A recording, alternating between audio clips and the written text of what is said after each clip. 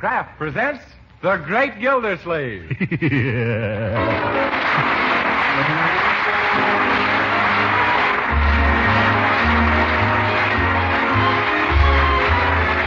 Kraft Cheese Company, who also bring you Bing Crosby every Thursday night, present each week at this time Harold Peary as The Great Gildersleeve, written by Leonard L. Levinson.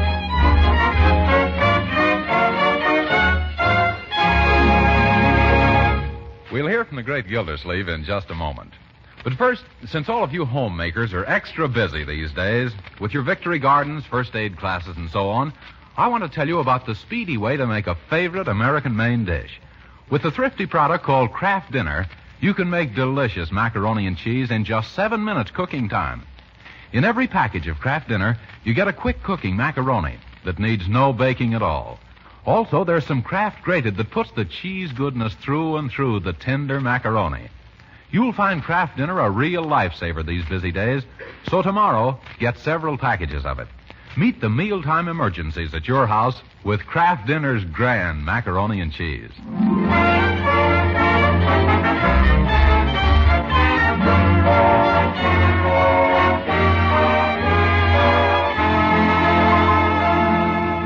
Did you ever lend an organization your living room for a meeting and then find that you weren't invited to attend?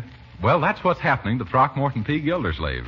The Summerfield Little Theater Group is meeting to discuss plans for their summer barn season, and the Great Gildersleeve is out in the hall complaining to Bertie the cook, who had nothing to do with the matter.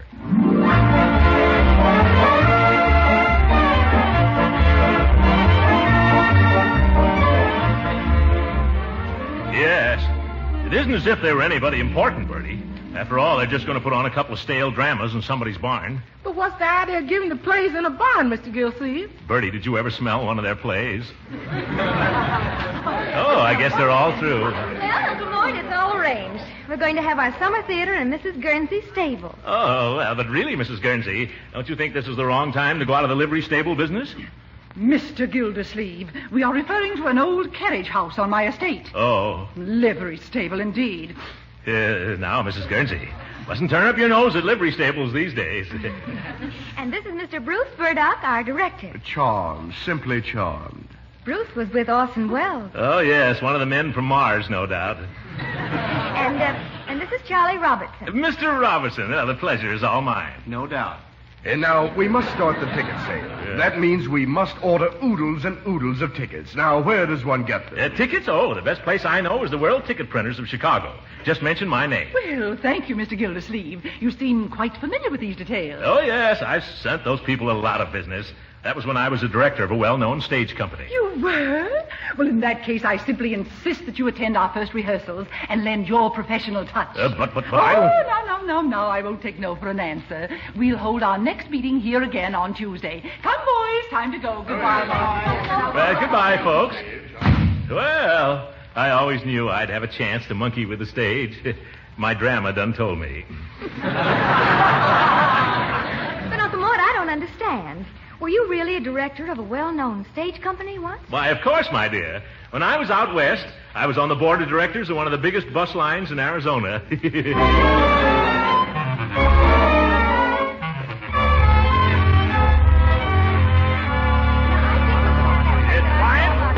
quiet, please.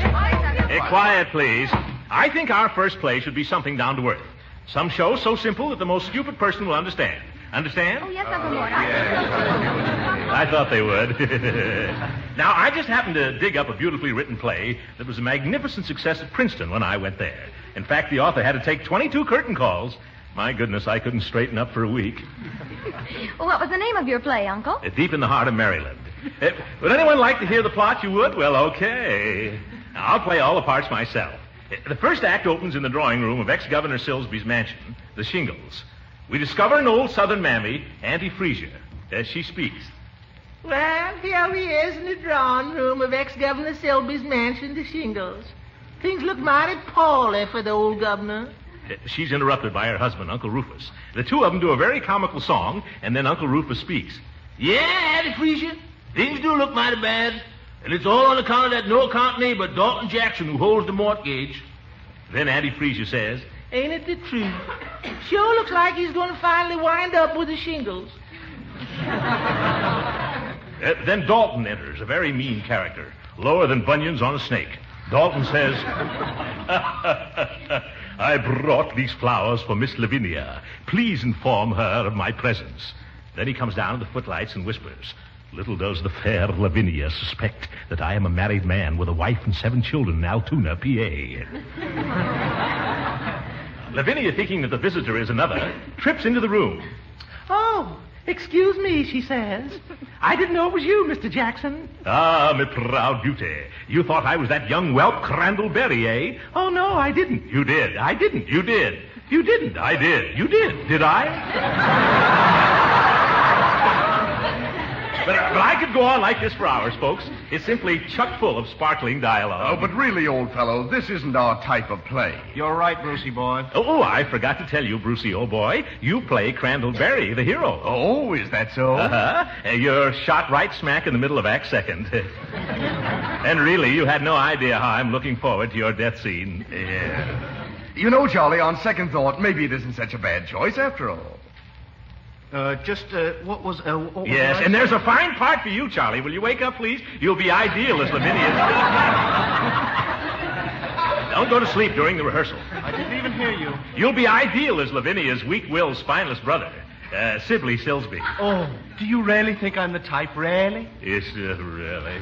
But definitely, Charlie boy. Now, Marjorie, you can play Lavinia. Oh, that should be fun. Dottie Dobson from next door can play the ingenue, and I think we'll try Judge Hooker as ex-Governor Sibley. And the rest of the parts will be easy to catch. All except the Southern Mammy. Are you going to play that role yourself? Oh, no, I've got somebody.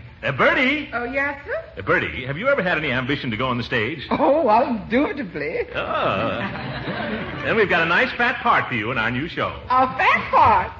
On me, that'll look good.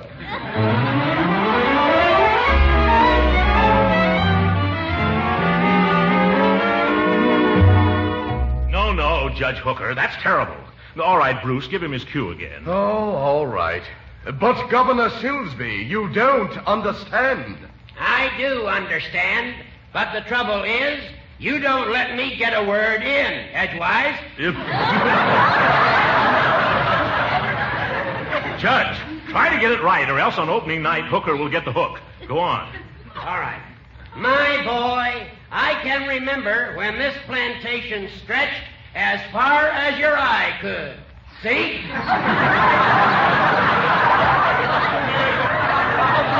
Oh, brother, of all the sugar-cured, tenderized, corn-fed hickory hams, you take the lima beans, Judge. Well, how would you read that line? Something like this. I can remember when this here plantation stretched as far as your eye could see. You see? Well, that gives me an idea. Yes, and it gives me an idea, too, Judge. What's that, Gildy? I think I'll play the part myself. But what about me? I bought tickets for all my friends already. Good. Now you'll be able to keep them. What, the tickets? No, your friends. Well, in that case, I'm going to take all of my furniture out of Act 1 and go home. I forgot to tell you, Judge. You've just been appointed stage manager. Stage manager? What are my duties? To get some decent-looking furniture for Act 1.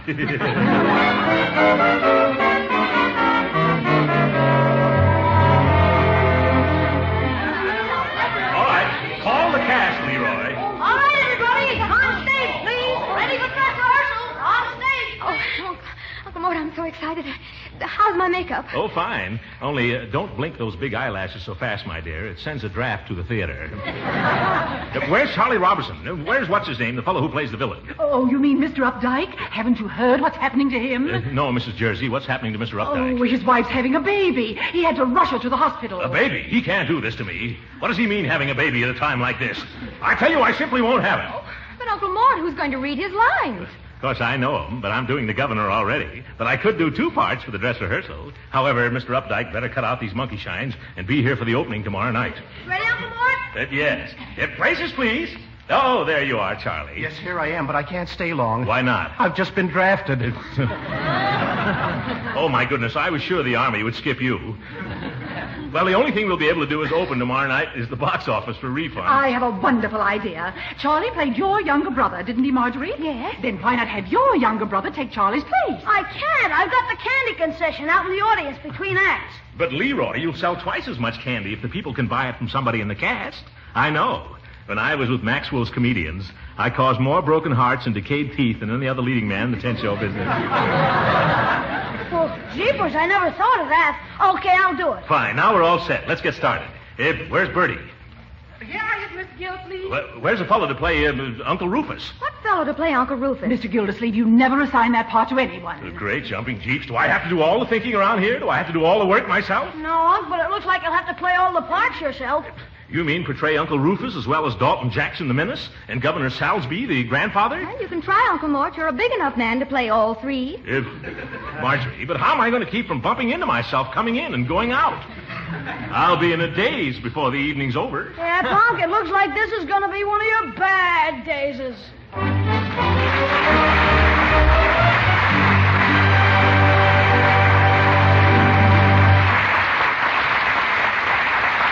The great Gildersleeve will be with us again in just a moment. Meanwhile, let's give a thought to that chicken or roast out there in the icebox. There isn't quite enough left over from today's dinner for tomorrow's meal? Well, let me tell you how to stretch and glamorize what is left into a thrifty main dish. Cream the leftover meat and serve it in a delicious ring of macaroni and cheese. Macaroni and cheese that you cook in just 7 minutes. You do it with a product called Kraft Dinner. In every box of Kraft Dinner, there's a special quick-cooking macaroni. Also, some Kraft grated that lets you put the cheese flavor through and through in a jiffy. Just 7 minutes at the stove, and you have fluffy, tender macaroni drenched in cheese goodness. For a smart macaroni ring, press the macaroni and cheese into a ring mold. Let it stand a few minutes, unmold on a platter, and pour your cream meat into the center. Delicious. Of course, you can serve Kraft Dinner just in a serving dish. The family will love the macaroni and cheese made this thrifty 7-minute way. So have some tomorrow. Ask your dealer for Kraft Dinner.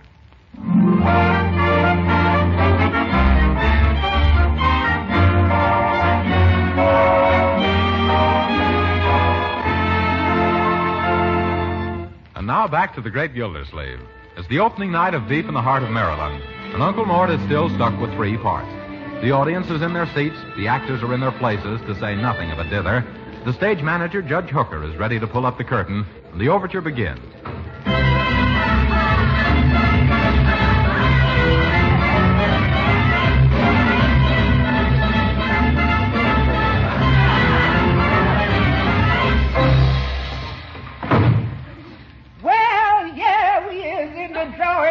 Of old Governor Silvy's home to Shingle. And things looks mighty bad for the old governor. I wonder where my husband, Uncle Rufus the butler, is. Now, who can that be? Who's down and knocking at the door outside? Well, who's you expecting? Except your joy and pride. Now, I can hear you grumbling, Mr. Rufus Brown. Just keep on knocking, Ruf, you no-good clown. Come on now, baby, won't you let me in? Has you been a-gambling, honey? Did you win? What's that you mumbling? I just lost my shirt. Rufus, you's gonna get hurt. Oh, now, Sugarfoot, wait a minute now. Rufus Baptist Johnson Brown, what you gonna do when the rent comes down? What am I gonna say? How am I gonna pay? What you gonna tell them at the FHA? You know, I know that times is tough. Landlord gonna take us off of their cup. Rufus Baptist Johnson Brown. What are we gonna do when the rent comes round? Rufus Baptist Johnson Brown. What you gonna do when the rent comes round? What am I gonna say? How am I gonna pay? What you think we're gonna feel another day? Now everything's unsettled now. And I feel it's all unsettled in house. Rufus Baptist Johnson Brown.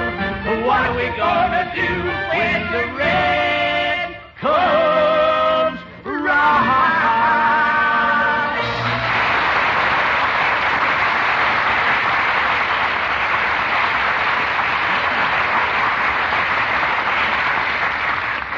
Now the question is, what are we going to do when the mortgage comes around? Well, I tell you, Mr. Gilsey. Oh, I mean Rufus. Lesson Miss Benny Nash, Mr. Dalton Jackson, we's gonna be up against a stone wall. Yeah, but she loves Crandallberry, a poor but honest aristocrat. All this wouldn't have happened if Slibbly Miss Vinnie's ne'er-do-well brother hadn't lost the mortgage money playing acey-deucey with Dalton Jackson. Yes, and this is what caused old governor to go into the relapses. Here comes Miss Lavinia, the prettiest gal in Tewupsy Township. Morning, Miss Vinnie. Morning to you, too. Alas, dark days are indeed upon us. One bright ray alone shines through the clouds that obscure the horizon. Yeah, it did look like rain for a spell, but it's clearing up now. No, Uncle Rufus. I'm referring to our beautiful coast, Shasta Gold, which we hope will come home with the mortgage money when she runs into Freakness next Saturday. You mean Shasta Go by Faster Shasta ought to go jump? Yeah. The horse that you've been a-training ever since that night Mr. Crosby left him with us. Hark! Do I hear the sound of horses' hoofs?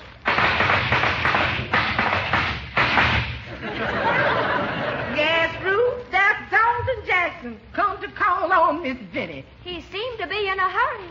Ruth, go out and hold his horses. Yes, Missy, I'll go. Oh, Mr. Gildersleeve, hurry. You'll have to play the villain after all. But why, Mrs. Holstein? Where's Mr. Updike? Oh, he couldn't come tonight either. Last night he couldn't come because his wife was having a baby. What's it tonight? Twins. Quick, quick. Here's Dirty Dalton's coat and hat. Boy, and is it dirty. Oh. How'll I ever get this burnt cork off, Leroy? Oh, I know. Hooker, lend me a clean handkerchief, will you? Surely. Here you are, Gildy. Thanks very much. Hey, what's the idea? Quiet, Judge. There's a show going on. There you are, Mr. Gildersleeve. How soon do I go on? Not for another hour, Dottie. Oh, I'm so excited. I've been rehearsing my part for 2 weeks now, and I only hope I don't forget any of it. How many lines have you got? Oh, only one. I run out and say, "Oh, Lavinia, your grandfather, he's sinking again." Or maybe I should say, "Oh, Lavinia, your grandfather, he's sinking again." Hurry, Unc, they need you on stage. Marjorie's run out of dialogue, and she's stalling the audience. Have I got all the black off my face, Leroy? Yeah, but... give me the plug hat. Here I come, Miss Vinnie. But jeepers, Unc, you forgot to take the burnt cork off your hand. Oh, that's right. At last, Miss Vinnie. Kindly excuse my hands. I've just been greasing my horse. To what are we indebted for this visit, Mark Jackson? Miss Lavinia, are we alone? Let me look. I feel a vague apprehension that the reddish glint in his eye bodes no good for me. Yes, we are alone, Master Jackson. Good. At last, me sinister plans will bear fruit. I've been waiting for this moment. Now I have you in my clutches. No, unhand me.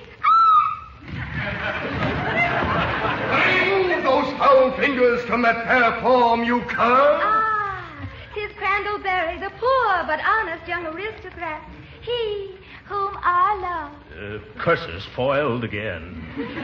Begone, blackguard, and remember, he who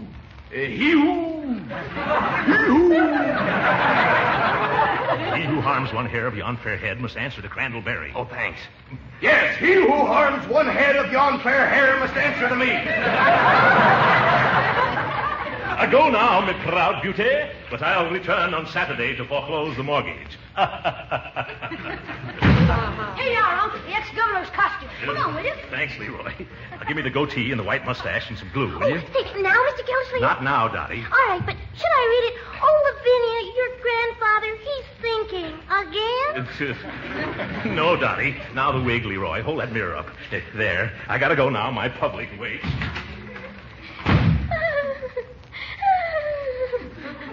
Why, Vinnie, you're crying. I just can't help it, Grandpapa. I'm so unhappy. Well, you come and sit down beside your grandpappy, and he'll all tell you a story to cheer you up. Yes, Grandpapa. This story took place when I was a young'un. That was when the plantation stretched as far as your eye could. See?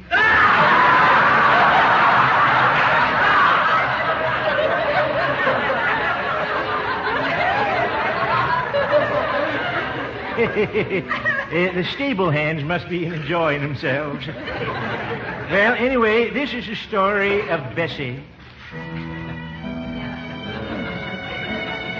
Bessie and me We roamed the hills together. She adored me. And I guess I kind of loved her, too. For years we were constant companions until one day tragedy struck. Bessie stumbled in a gopher hole and broke her leg.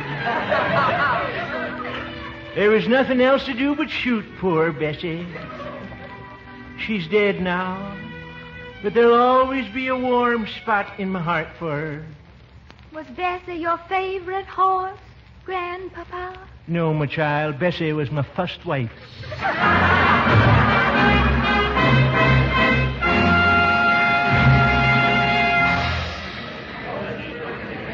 Now tell me, Mr. Palin, how do you like the play? Quite amusing. Some of the actors are excellent. I like the old man, Governor Silsby, and also the Uncle Rufus character. They're both fine actors.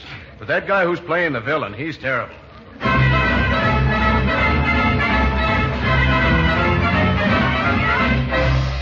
Well, here we is at Shasta Gold Stall at the racetrack on the afternoon of the Big Freakness Handicap. And if that Shasta Gold don't go today, we's gone tomorrow, that's all. Oh, Uncle Ruth, great news. Crandallberry, my betrothed, has offered to ride our horse in the big race. But, Miss Vinnie, has Mr. Crandall ever been a jockey before? No. But Shasta Gold has never been ridden before, so they're both starting off even. Get him saddled. Yeah, okay, I'll do it. Quick, Hooker.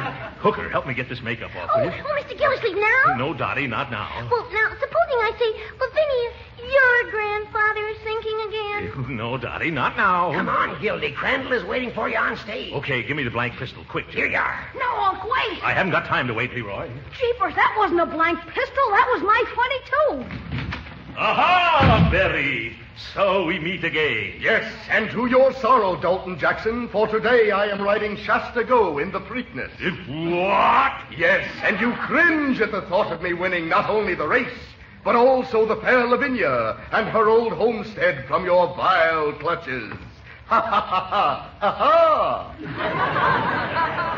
ha. Little does he know that I have a revolver in me pocket. And ere I let him thwart me evil plans, I'll wait till his back is turned and send a bullet through his manly bosom. Ah, now's my chance. Take that, Crandallberry. Oh, I am shot. Oh, my goodness, I am shot. Yeah, nice acting there. Quick, get a doctor. Oh! Now my horse will win the Preakness, and I will win the divine Lavinia. Help! Is there a doctor in the house? What is this? Oh, my beloved, you are wounded. You're darn right I'm wounded. Oh, no, please don't turn me over on my back.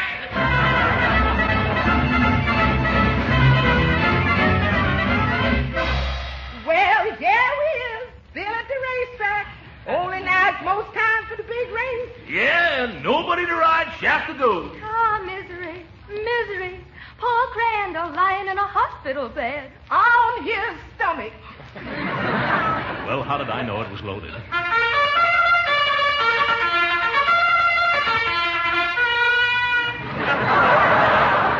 I go into the post. Every horse but Shasta Gold. Oh, woe is me, and all is lost. Stop! I will ride Shasta Gold. Sibley, my ne'er-to-well, a brother. Yes, I who have brought naught but shame and sorrow to my dear sister and my poor ailing grandfather. I will ride Shasta Gold to victory. Oh, for corn's sake. Come, there isn't a moment to lose. Quick, Sibley, mount Shasta. Very well. Hasten, Sibley, dear. And remember, if you do not win the Preakness, just keep traveling, brother. Don't worry. I shall win. Come, Shasta, go. Let us hasten to the rail for the start. Yes, sir. You coming, Ruth? No, I'm going to stand on this here box from which I can see the whole race. For I do dearly love to call the progress of the Preakness aloud. Oh, Mr. Gildersleeve, now? No, Dottie, not now.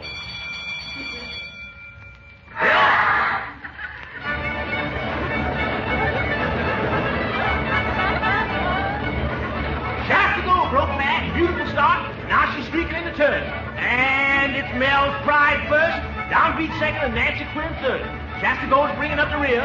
Now to end the backstretch. And Shasta goes running a beautiful race, folks. And at the half, it's Tanglefoot first. No Dottie, not now, second. And Dapper Dolan third. Shasta goes doing a sweet job of bringing up the rear, folks. And it looks like, yes, it is, Donald Allen first, Gobbleine second, and Philip L. third. Shasta goes finally brought the rear up. She's tearing down the home stretch and heading for the finish. It's Philip L. first, Gobbleine second, and Robin Ann third. As they cross the finish line, it's Shasta Go, the winner. Wonderful. Now we can pay the mortgage.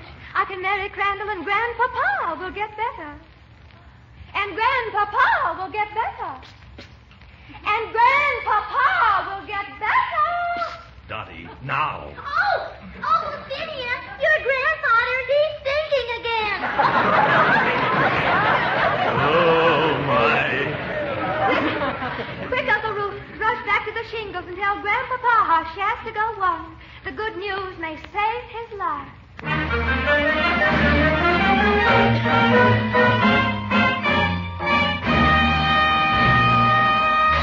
Oh, thank goodness. This will be over in about 20 minutes, Judge. I can't make any more of these quick changes. Speed it up, Gildy. Do you realize it's 12:30 already? 12:30, great balls of fire. Is the drawing room set back in place? Yes, everything's ready to go. All set out there, Bertie? I think so, Miss Gildersleeve. Okay, then. Flash the orchestra. Third act. On your toes, everybody. Curtain, hooker, curtain. Well, here he is in the drawing room of old Governor Silsby's home, the shingles. Hey, she isn't supposed to say that. No, that speech belongs in Act 1 at the very opening. Bertie, wrong line. And things look mighty bad for the old governor. Oh, Bertie, you're starting the whole play all over again at 12:30. I wonder where my husband, Uncle Rufus the butler, is. Oh, better off. Somebody would be here till 4 o'clock in the morning. I wonder where my husband, Uncle Rufus the butler, is. Gildersleeve, the show must go on. You've got to get out there. No, I won't. Absolutely not. Now, who can that be? Who's that a-knocking at the door outside? Oh, I give in. Who you expect except your joy and pride? Here we go again.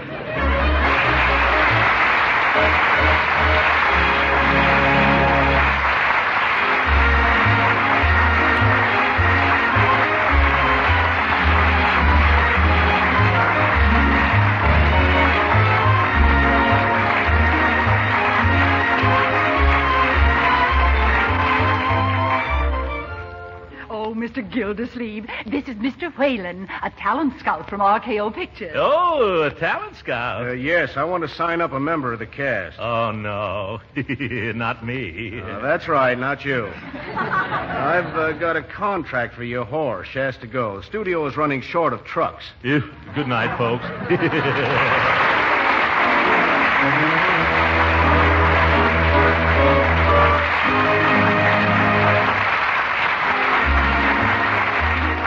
Original music heard on this program was composed and conducted by William Randolph. This is Jim Bannon speaking for the Kraft Cheese Company and inviting you to tune in again next week at this same time for the further adventures of the Great Gildersleeve. We Americans are mighty lucky. We have the right foods in abundance, the good, nourishing foods that help make us strong. And here in America, the right foods need not be expensive. Take Parquet margarine, for example. The delicious spread for bread made by Kraft. Parquet margarine is one of the right foods that help make America strong. Yet Parquet is so downright economical, you'll feel free to use all you need. You see, Parquet margarine is a highly nutritious food, one of the best energy foods you can serve, and every pound contains 9,000 units of important vitamin A. What's more, Parquet is the margarine that tastes so deliciously good as a spread and used in cooking, too. So note it down. Order delicious, economical Parquet margarine tomorrow. Just ask for Parquet, P-A-R-K-A-Y. Parquet margarine made by Kraft. This program has reached you from Hollywood. This is the National Broadcasting Company.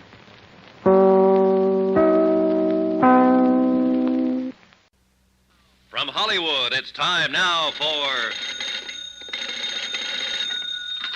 Johnny Dollar. Dan Martin here. I was up the street when you Listen, called. Sheriff, they've traced Kathy O'Dare here to your nice little town of Branbury. Who has? Nick Shern's boys. One of them, a trigger man named Benny Stark, came out to the Sawmill Hill a few minutes ago. I traded a couple of shots with him, but he got away in a car. Did he head north or back toward town? Toward town, I think. You can't see the turnoff from here. All right, Dollar. You're packing a gun. Will you take the pickup truck and block that turnoff? Hold it until I can get somebody out there to relieve you? Right. How many deputies you got? Deputies? Uh-oh. What about volunteers? Is this Benny Stark the man Kathy's afraid of? He's one of them. Then I'll have volunteers. 20 men within a half hour, armed with deer rifles. And every one of them a dead shot.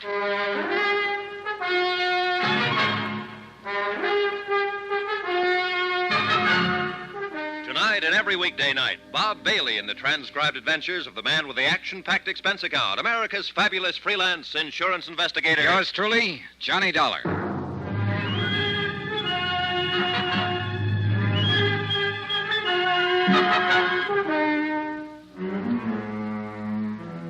From Special Investigator Johnny Dollar, location Branbury, Michigan, to the Home Office, Tri-Mutual Insurance Limited, Hartford, Connecticut.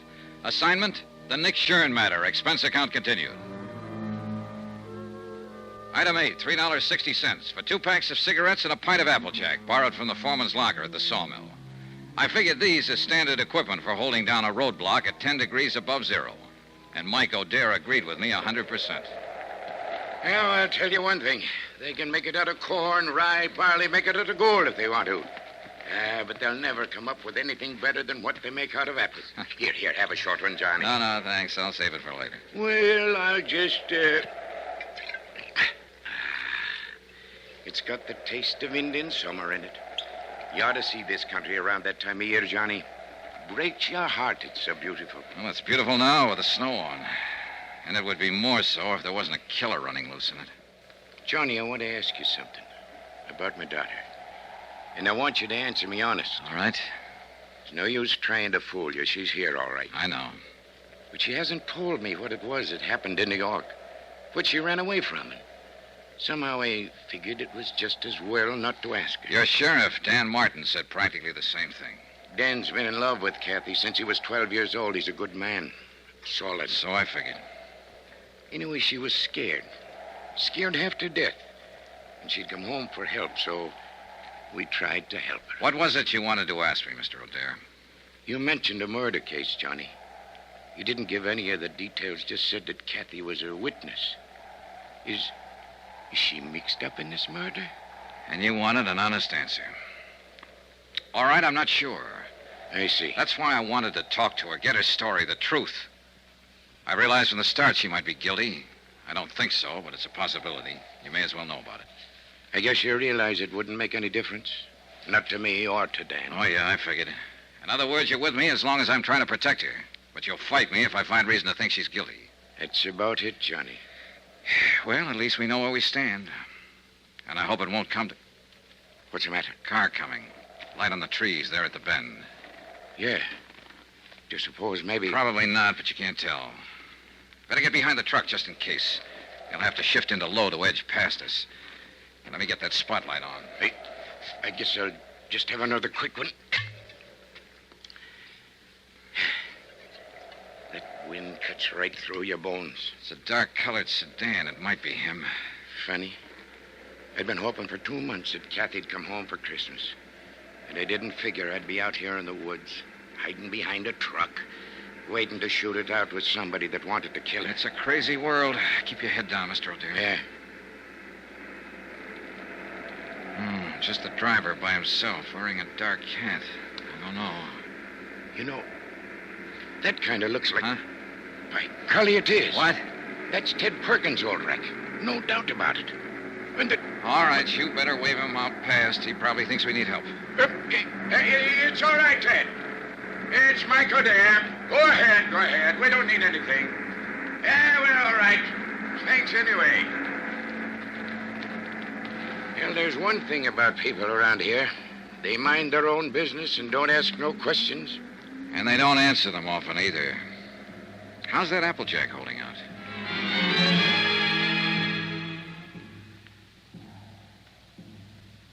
Two long hours went past. Only 3 cars came out from the village. And each time a long moment of tension while we waited to identify the occupants. But all of them were townspeople. Benny didn't show. One truck came down the logging road from the back hills loaded with dwarf spruce and fir. Peace on earth, goodwill toward men. We were waiting for an assassin, but the truck only carried Christmas trees. The night was crystal clear with bright stars hanging low in the blackness, but it kept turning colder and colder until even the Applejack didn't help much. And the wind, too, changed gradually and blew fitful and gusty and strange. It's going to storm. Come a blizzard, maybe. Not tonight. Tomorrow sometime or tomorrow night. I know this country. Know the signs. There's an odd feeling in the air, all right. There's an even odor one in my leg. Log rolled over on it pretty near 6 years ago. Bothers me some in the winter. It's a lot worse, though, right before a storm. That's kind of a handy thing to have. Well, that's one way of looking at it, I guess. Like one time when Kathy was little. When her ma was still alive. God rest her soul. We had a big measles epidemic here in Branbury, and every night Kathy used to add a line to her prayers. She'd say, "And please let me catch the measles so I can stay out of school like the other kids." Now she's wanted as a witness in a murder case. And somebody's prowling out there in the dark trying to find her and kill her. Little Kathy, who never harmed anybody in her whole life. Some things just don't make sense, Johnny. Some things never have. There was another time once when men like Benny were prowling in the dark, trying to find a little child and kill him. And he hadn't harmed anybody either. That was nearly 2,000 years ago. Yeah, so it was. I like you, Johnny. Kathy'll like you, too, and little Jill. Oh, now there's a pair for you. That kid looks more like her mother did at her age. Another car coming, Mr. O'Dare. Yeah, so there is. And this just might be the one. Maybe. I sure wish that Applejack hadn't run out.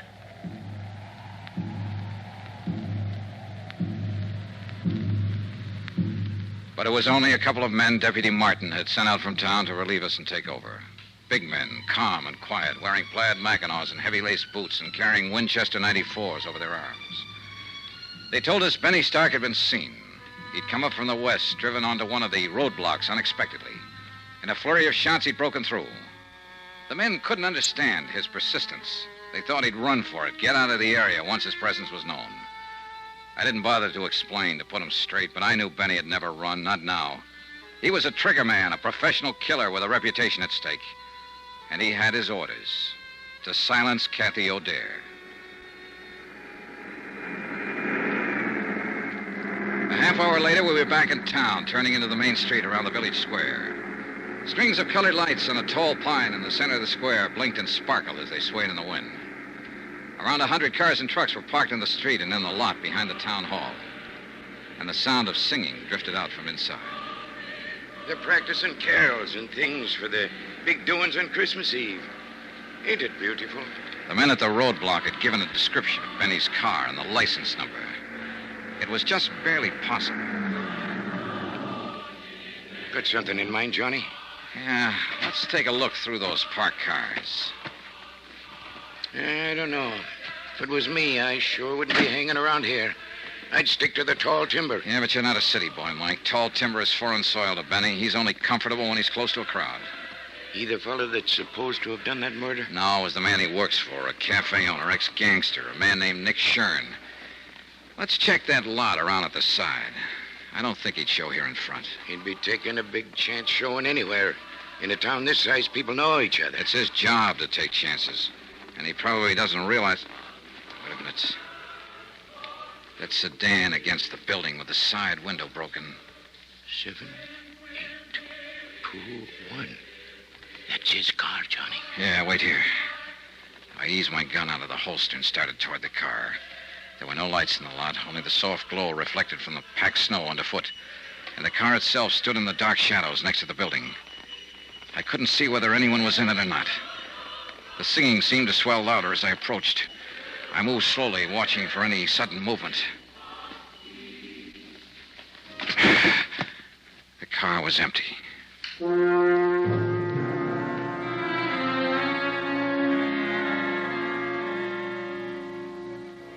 It was time, past time, to talk to Kathy O'Dare. And with the pressure tightening, the danger close to home now, her father was ready to take me to her. We drove over to Dan Martin's house, where it turned out Kathy and her daughter were staying. Dan's mother had been looking after her. Dan was there when we arrived, busy on the phone. Yeah, I know the car all right. The one Jed bought last spring down in Bay City. 7392. Where was it parked? All right, keep an eye out, Charlie. So long. Benny Stark has stole himself another car. Huh? Took Jed Wharton's station wagon. Well, what for? That was a better one he had. Charlie says the steering gear was sprung. I guess it happened when he crashed that roadblock. Well, how's Kathy and the young'un? Oh, fine. They're asleep upstairs. Mom's next door helping Mrs. Barton stuff a turkey. Johnny, you figure it could wait till morning. I'm sorry, Mr. O'Dare. I've got to talk to her tonight. All right. I'll go wake her up.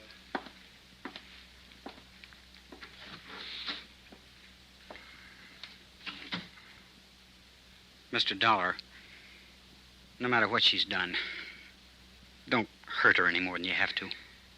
As far as I know at the moment, Dan, all she's guilty of is withholding information. And most people would have done the same thing. Nick Shern's a rough boy to tangle with. She was scared, that's all. Lost her head. She never did belong in a city. She belongs right here in Branbury. This is her kind of life. Why did she leave? Well, we argued one day, and she said she'd show me. So she ran off and married that fella. He treated her bad. Finally left her. But she was too proud to come back. She wouldn't have come back now if she hadn't have been so scared. Well, maybe it'll work out now. She ought to stay. Her kid ought to grow up here. Learn the outdoors and the woods like Kathy used to know it.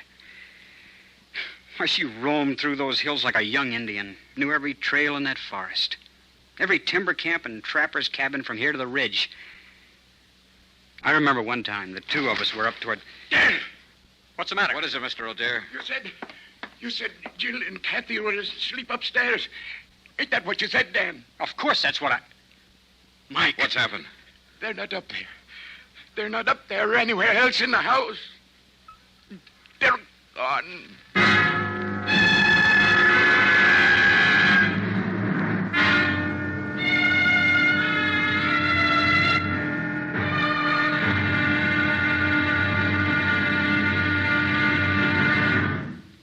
There'll be another intriguing episode in our story of the Nick Shern matter tomorrow. Tomorrow, a little girl who believes in Santa Claus, a big girl who believes in very little, and both of them facing death.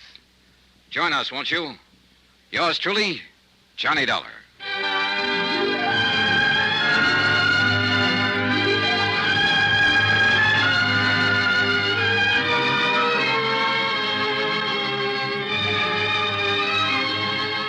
Yours truly, Johnny Dollar, starring Bob Bailey, is transcribed in Hollywood. Written by Les Crutchfield, it is produced and directed by Jack Johnstone. Be sure to join us tomorrow night, same time and station, for the next exciting episode of Yours truly, Johnny Dollar. Roy Rowan speaking.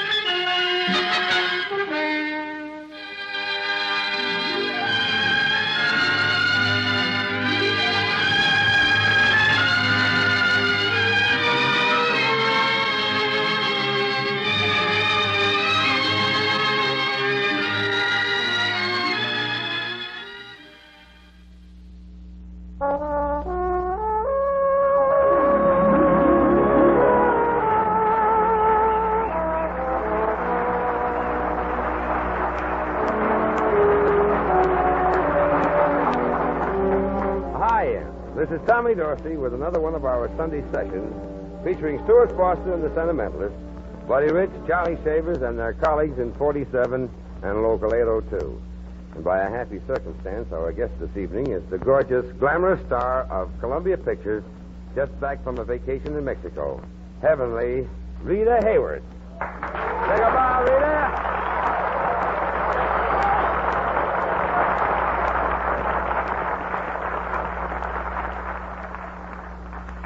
You say such sweet things, Tommy. You should be taking the bows. Nonsense, Rita. When I take a bow, it's just a lull. But you're really doggy. Doggy? Yeah, when you take a bow, wow. Well, nevertheless, you do rate a bow because I just found out that in the second annual Billboard magazine poll, you were selected by the GIs as their favorite dog leader. How did you find out? I got your telegram. Nick's cracking, but seriously. Seriously, Oh, Tommy. yes. Yes, that's fine. I want to congratulate you. You know, those GIs have good ears. Our music will fix that, and I'll fix the script, too. Well, I really do want to thank them for listening. And by the way, Rita, my private grapevine reports that you were recently selected as the GI's favorite cinema queen, which proves that the men also have good eyes. Yes. Well, it was wonderful in Mexico, Tommy. It was always nice and warm. I sunbathed every day. You like being sun-kissed? Definitely. Meet Mrs. Dorsey's favorite son.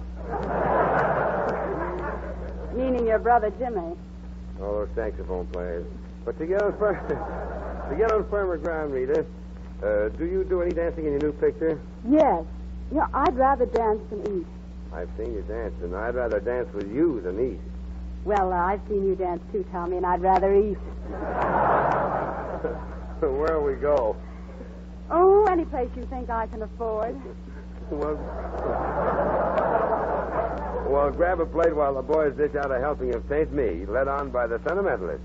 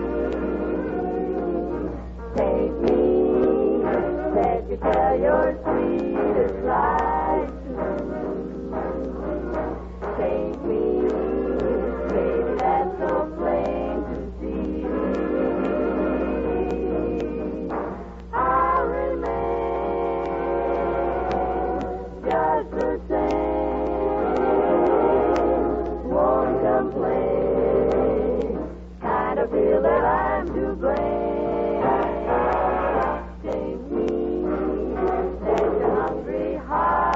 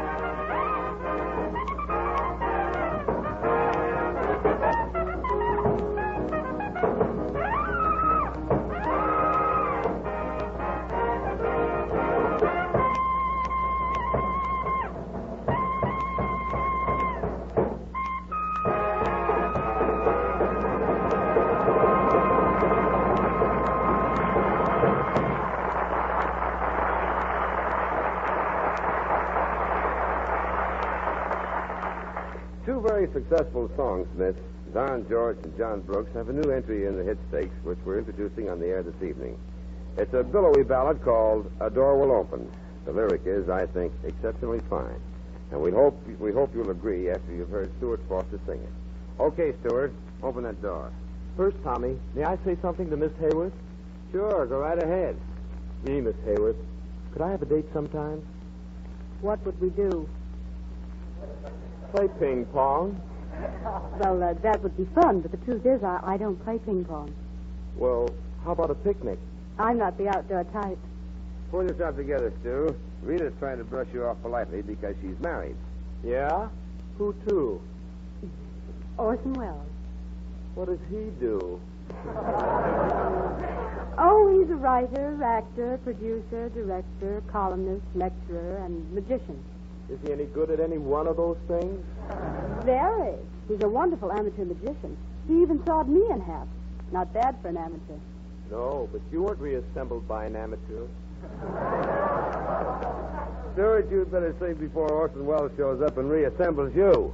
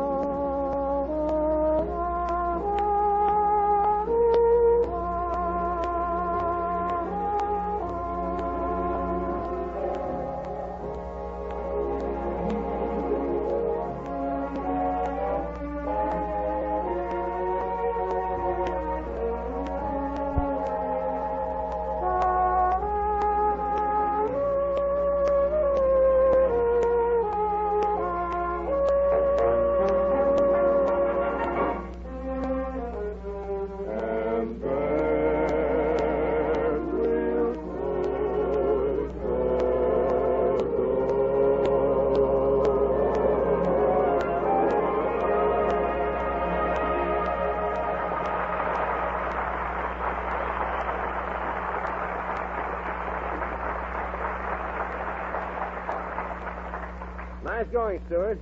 Did you like it, Miss Hayward? It was delightful, Stuart. Have you ever tried singing in Spanish? No. All the Spanish I know, I picked up from Spanish dishes. Oh, you mean dishes like tamales, enchiladas, tortillas? No, the only Spanish dish he knows is Dolores. Well, with Stuart doing his bit for Pan American Solidarity, Tommy, why don't you take your band to Mexico? They love good music down there. That's why. Then go incognito. Well, I would like to see a bullfight. I've been reading up on him. Did you enjoy Hemingway's Death in the Afternoon? It's contagious, you know. I read about everything. No, I prefer Dorsey's Life in the Evening. Well, can I find that in the public library? Better try the Casino Gardens. Well, I'd feel safer at a bullfight. You must be a fan. Oh, I am. In fact, I'm studying the art of bullfighting. Why? Well, bullfighting is so close to dancing. It's also so close to the bull. Oh, but I don't fight a real bull. I just practice footwork with a bullfighter's cape. Must run up some training bills. Well, footwork in bullfighting is as important as it is in boxing. You see, I'm what they call an aficionado. Is that good? Well, it means I'm a hot fan, a person who loves the bullfight. Sometimes an aficionado becomes so interested he actually enters the bull ring. Then he's known as a novillero. That's for me. And if he makes a good showing as a novillero, he becomes a torero, a full-fledged bullfighter. Okay, so I'm a torero, a great bullfighter. And I go on fighting bulls for 10 or 20 years. Then what? You should live so long.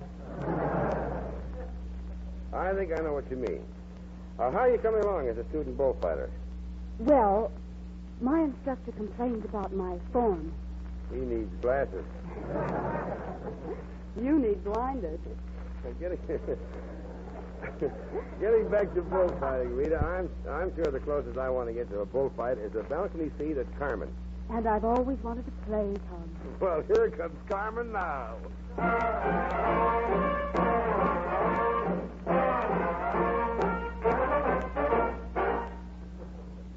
Oh, my little Carmencita, are you happy working? Is it fun to work in the cigarette factory?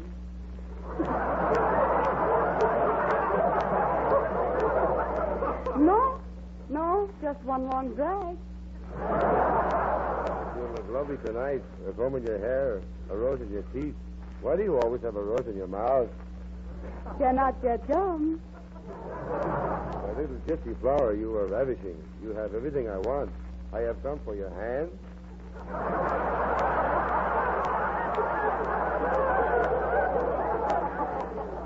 Sweet one. The one with your cigarettes in it.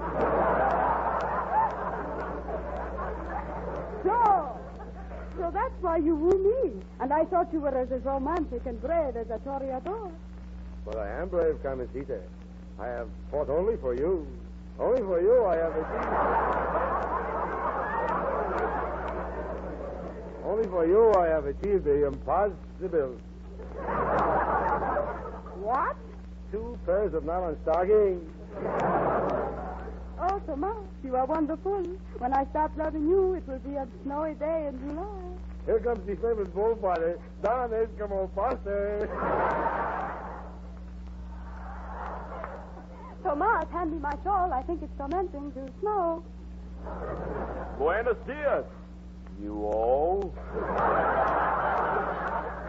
Where did you learn to speak Spanish? In the south of Spain, sir. Oh, Don Eskimo. It must be wonderful to be the greatest bullfighter in all Spain. Tell us some of your experiences.